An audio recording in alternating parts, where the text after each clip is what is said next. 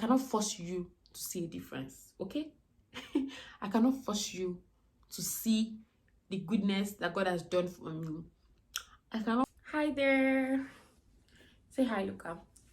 Hi, people. So I had strabismus surgery, right? I had strabismus surgery, and I know you're here for the tea, so you better be here on time. I don't have time to waste, you know. Let's get right into this thing.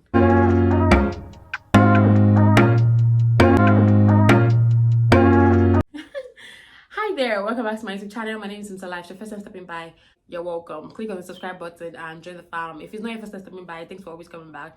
Today I'm going to be talking to you guys about my eye surgery and everything that's been going on with me. If you've been following me for a while, you can tell that there's a difference in what I used to look like and what I look like right now. It might not be completely clear because it's not completely aligned yet, but we're getting there. First off, I went to have a COVID test. Oh my god, COVID-19 test is not something you want anyone to do. Like, fam, why did COVID-19 come in the first place? They take, it's like they take a iron or like a metal kind of thing, and then they stick it down your nose and they stare it like they're cooking something, right? They stare it and then they take the sample and then they go test it. So I went to test on, I think my birthday was on Wednesday, and I got tested on Friday.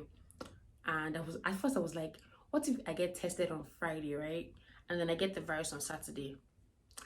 Or what if I get tested and I get the virus? Because they want you to get tested so that they are aware if you have the virus or not. That way, if you have the virus, they're not going to do the surgery for you and all. And I was like, what if I have the virus? That means I'm not going to be able to do this surgery. Oh my god. Oh my god. Like, that thing will just sit in your head and you're like, sis, I don't want to have to reschedule the surgery. COVID-19 better go away. Strabismus, Google it. Let's use dictionary, right? Instead of telling you to Google it, let's Google the word strabismus. Strabismus, according to Wikipedia, is a condition in which the eyes do not properly align with each other when looking at an object. Me, I would say that strabismus means that both of your eyeballs are not looking at the same direction. So each time someone's always asking you, what are you looking at? Why are you looking at me? Or are you looking at me? Or like, I could be standing here. No, somebody could be standing in front of me, right? And they're telling me something, and I'm looking at them.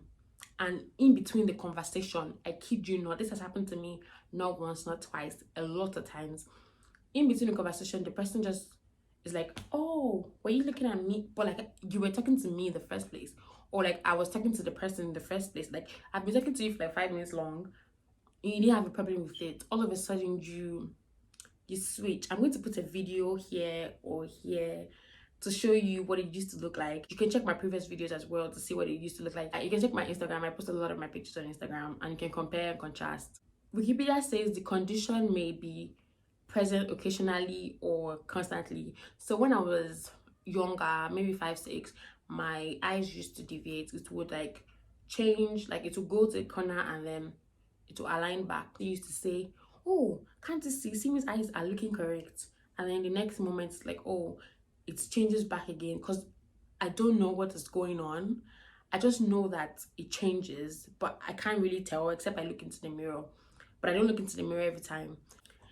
It has always caused me insecurity issues, self-esteem issues, and my confidence level generally has just been downwards from there. I know a lot of people who follow me on Instagram, they see me and they are always like, oh, this girl, you're always so playful, full of positive vibes, and you always look like you're having fun. But the thing is, it's like someone that is depressed.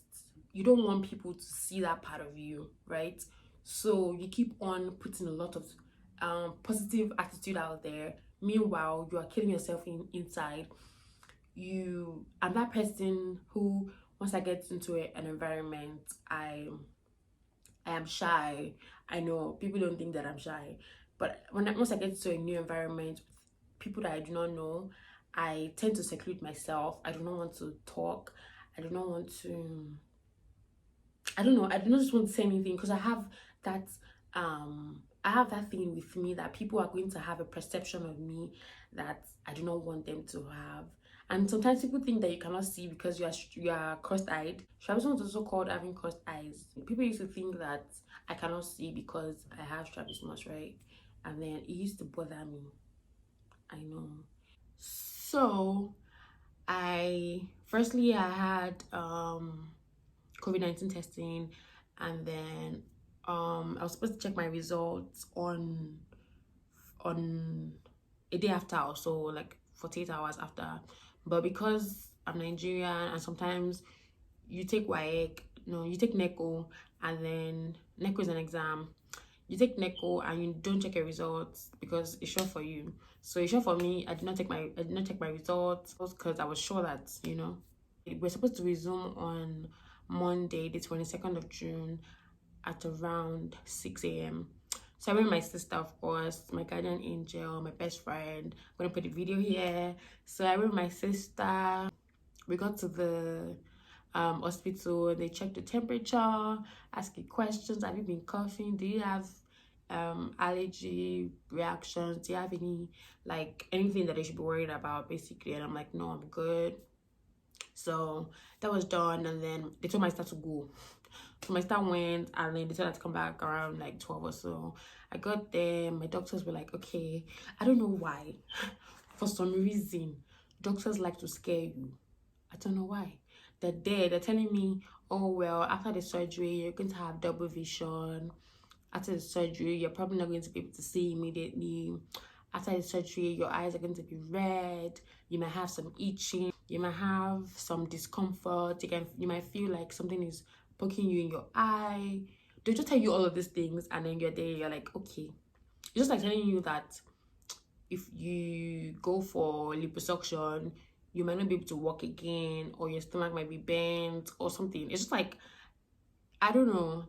I think it's necessary, yes, but at the same time, it's kind of scary because you are there, you start to, like, at a point I was like, it isn't even necessary again. I can see, let me be going. But I was like, I've come this far. I've always wanted to get a strabismus surgery. If you've grown with me, if you've been with me from, say, secondary school to like uni in Nigeria, I used to seclude myself a lot. When I was in university, I would lock myself in my room, even though people liked me and people always wanted to like have a conversation with me. Some people thought I was proud or something, but my eyes just made me not want to mix with people, because I never want people to call me cross-eyed girl, one-eyed girl, olojukon, or that girl that eyes is somehow. So I never wanted to mix with people. Like, if you went to university with me, my hostel, it was from hostel straight to my room, from my room straight, like, from my room straight home. That's it. Like, I would avoid, even when they had like activities in school, I'm like, I'm not going. I don't want to go. I don't want to mix with people. I feel like it's very difficult for you to adapt with new people, because when you adapt with new people, you have to explain yourself. Sometimes when people see you and they're asking you, oh, what happened to your eyes? Why is your eyes like that? Did you have an accident? I know you're trying to find out what's going on, but they are sensitive questions, and sometimes it makes me want to cry. It's not what makes me want to cry, let's not lie. I used to cry very well. I cry a lot because this is something that I didn't cause for myself, and people would just sit down there and talk about me. And I remember when I was in secondary school, I was that person who never used to mix with people too much. I mean, I talk to people, but like, you know how you have lunch break and then you have long break, and then people would go out, have fun, and then come back. I was never that person. Like, the only time I would go out is if I had a friend who wanted to really go out. Apart from that, like, I had a close circle of friends. I was either friends with you because we used to go home together, or because our parents knew each other. Apart from that, I was not interested in making new friends. I had a problem with making new friends. Even though I warm up to people, and when I get comfortable with you, like, the eyes just disappear. But like, before you know about the eyes, and before I get comfortable with the eye thing, I just tend to shy away from new people. And then when I start to talk to one person, say I'm comfortable with you, and then I start to talk to one person, and the person just starts to make me feel, I don't know, you just start to give me negative vibe. I automatically think that you do not like me because of my eyes, or you do not like me because I'm not like you. And even if I already started to build my confidence level to like 100 at that time, my confidence level is just going to drop like 20. So I have a problem with, if someone doesn't like me, I'm like, hey, because of my eyes, don't worry, I'm going to do these eyes. Like, oh my God, do not, for any reason, do not make anybody feel small because of whatever conditions they have. I cannot stress this enough. Somebody has bow leg in Nigeria, it's almost like a curse. I remember when, I don't know if it was Tiwa, daughter of Shaylo, or no, it was Olivia of Two-Face. Two-Face has one daughter. I think the last child, she's Annie Dibia's daughter. That girl had bow leg when she was like, I don't know if she still has a bow leg, but like there was a time she was trending for having a bow leg, and people dragged that child. She was barely maybe a year or 2 or 3 years old. She was very small, and people were like, oh, you have bow leg, with all the money that you have, your daddy cannot fix this. People were insulting her mother. And I'm like, what kind of human beings are there? Like, we don't have compassionate people anymore. Like, it's sad. We only have animals as human beings. People will look at me and tell me, oh, that cross-eyed girl. I remember when I was in secondary school, when you're walking past a couple of people, and somebody would just say, ah, look at that girl, that cross-eyed girl. I was that person who you would always notice me when I'm coming, because I'm tall. By the grace of God, thank God, I'm tall. I am, people like to say I'm huge, I don't know, but like I have this presence thing. Like once I step in, you know that somebody has come in. So once I come in, people are always like, oh, that girl, that cross-eyed girl, that one-eyed girl. You know, I think it's different when people say it behind your back. It is so sad when people say it to your face. I cannot start to tell you how I feel when people say it to my face. There was this guy in school. He doesn't know. I'm not gonna say his name. Should I say his name? I'm not gonna say his name because, but like, there's this guy in school. I won't say it was my friend, but like it was a friend's friend. Each time it would come to the hostel, see somebody up to the hostel, it would say, oh, greet that one-eyed girl. Most of the times, I am just by the gate of the hostel and I could hear him. I resented that boy. Oh my God. Even till today, I still think about it. And that's the only thing I remember him for. I remember him for making me feel like I wasn't enough. I remember him for making me feel like I wasn't like one of you guys. I remember him for, and I think that's the only person I can even remember. It's okay if you can say it behind my back and let me not hear. I can take it. But you saying it to my face is the worst thing. Do not do that to people. Do not make people feel like they're not enough because they're not like you. Do not make people feel like they're not, especially for something that they did not make themselves. I did not make myself to be cross-eyed, for God's sake. I did not ask God that, God, this is this thing, give it to me. No. And do not automatically assume that because they've lived with that thing almost all their life, they should have a thick skin. Fam, I'm tired of human beings. Like, I'm just tired. This thing has made me crawl down under my skin, and it has made me not really talk to people. Even when I fall out of relationships with people, like friendship, for example, like if we used to be friends and then all of a sudden we stop talking, I don't know, I just always feel somehow. It was just low self-esteem, insecurity issues, lack of confidence. You can see that in America, most of my classes, you have to like give a speech or talk. Oh my God, oh my God, I used to hate having presentations in class, but you do not have a choice. You cannot avoid it. You are going to do it. So like every time I have presentation, people are like, oh, we should look like, I hate eyes on me. I can write a book about how strabismus made my life feel. I really felt bad, and I had the surgery done, and I'm thankful that everything went well. It's not completely corrected, like I said, but it's getting better, and I'm just grateful to God. that everything is good. In Nigeria, they'll tell you that there's nothing wrong with you, or it's going to correct by itself, or there's nothing you can do about it, which was just sad because my mom used to tell me that she took me to so many places to have it corrected, and they just did not have any options for correction. So the only option was surgery, and I did surgery. Very soon I'm going to be getting glasses. I haven't ordered my glasses yet, but this is what I'm going to be looking like. I was going to the surgery room and I got there. They gave me anesthesia and I was like, I'm not going to sleep. I'm going to try not to sleep. I'm going to try. Once I get in, like, you know how Grey's Anatomy is like? I felt like I was in a movie like that. And at the point, I wanted to ask, like, can I go? I don't want to do this thing again. But I know if I decide not to do it anymore, there's really nothing I can do about it. I mean, like, nobody can stop me if I decide not to do it, because we're in America. It's like you're free. If you say you're not doing it anymore, you're not doing.